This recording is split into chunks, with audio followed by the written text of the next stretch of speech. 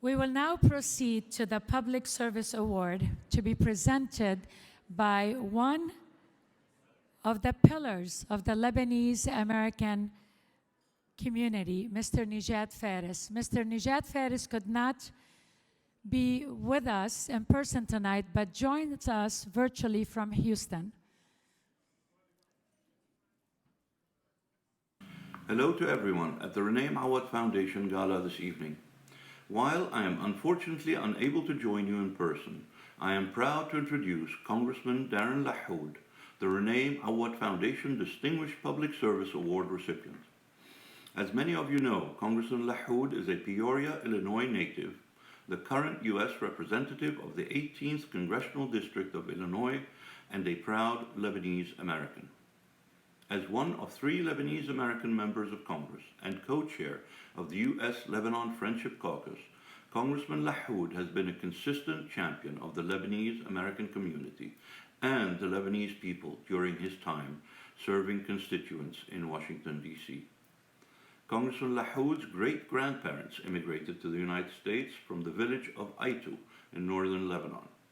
The U.S. is home to over 14,000 Lebanese Americans from Aitu, many of whom live in Congressman LaHood's hometown of Peoria. Over 8,000 Lebanese Americans reside in Peoria, one of the largest Lebanese diaspora populations in the country. As a leader on U.S.-Lebanon policy issues, Congressman LaHood advocates for a safe, independent, sovereign, and prosperous Lebanon, which supports the interests and security of the Lebanese people. Following the tragic blast that rocked the port of Beirut in the summer of 2020, he led bipartisan efforts to provide U.S. humanitarian assistance to the people of Lebanon and has introduced legislation and advocated for U.S. aid and other sources of funding to support and strengthen humanitarian efforts, American universities in Lebanon, the Lebanese armed forces, and the broader U.S.-Lebanon relationship.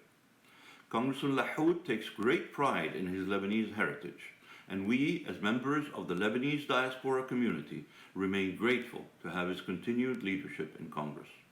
It is my honor, once again, to introduce tonight's Distinguished Public Service Award recipient, Congressman Darin LaHood.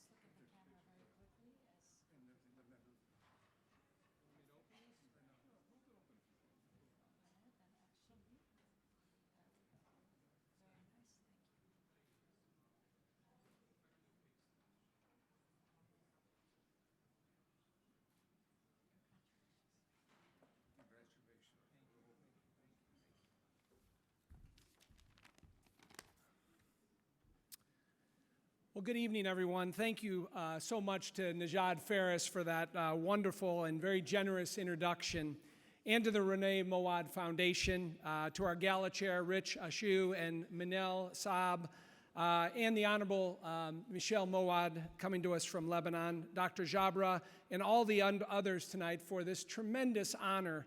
And I'm so pleased I could accept it tonight with my mom and dad here tonight and my brother and sister-in-law here tonight. So I'm grateful to have them here with us. I also want to thank our fellow honorees here. Listening to both of the families here tonight was just inspiring and wonderful. And it was funny, I was talking to Danny Dow earlier. I'd never met him before, but he explained to me that the LaHoods and the Dows are related. And I couldn't think of a better family to find out tonight you're related to than the Dows. So anyway, congratulations to the honorees. And it's a privilege for me to receive the RMF Distinguished Service Award this evening, along with my colleague, Senator Jeanne Shaheen, who is also receiving it tonight. Now, the timing of Senator Shaheen and I receiving this tonight, it should be noted that we had an election last week, as everyone knows. tonight, Senator Shaheen is in the majority again, and as of a little earlier, Congressman Issa and I will be in the majority in the House, right? So that will hopefully, in a bicameral way, be good news for Lebanon going into next year. But I'm deeply grateful for the recognition here tonight. As Najad talked about, as the great-grandchild of Lebanese immigrants from I-2, Lebanon in the northern part of the country, I'm proud of my Lebanese-American heritage.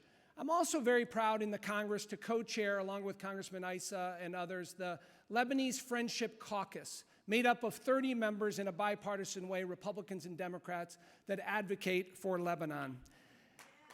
Yes, and there are people from all over the country here tonight. If your member of Congress is not a member of the caucus, you need to get them to join the caucus. So have them join the U.S.-Lebanon Friendship Caucus. As many of you know, I represent a large and vibrant Lebanese community in Peoria, Illinois. Over 8,000 families that have Lebanese heritage, mostly coming from I-2. And I think back to my great-grandparents that immigrated 100 years ago to Peoria, and my grandparents and relatives that have thrived being in America. Growing up in Peoria, my grandparents were the founders of St. Charbel Maronite Church in Peoria. They were also, my grandfather was the manager of the I-2 men's club that's a very important part of our culture in Peoria.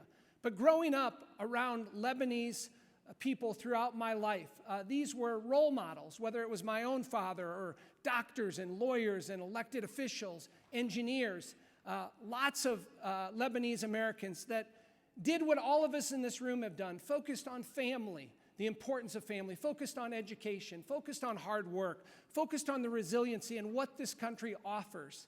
And I think about that when I think about my own family. My dad was one of the first to go to college in his family. I was the first ever to go to law school in my family. My sister was the first to go to medical school. And so within a generation or two, that Lebanese drive and resiliency is alive and well, and I saw it firsthand in my family. I visited Lebanon for the first time in the 1990s. My brother Sam was attending AUB, and I'll never forget when I arrived in Lebanon for the first time, and just the beauty of the country, and the culture, and the people, and the food, and the history, and just the amazing resiliency of Lebanon. But I also looked around, they all looked like my cousins from Peoria. All of them. They looked exactly the same, and the same names, and it bonded with the fact that, 5,000 miles away in Peoria, Illinois, that we had this bond with Lebanon. And so we've heard a lot tonight about the struggles in Lebanon, and Lebanon really is at a tipping point in terms of where it's at today. I hate to say this, but it verges on a failed state for many of the things that we heard here tonight. Facing a humanitarian crisis. We have a current cholera epidemic.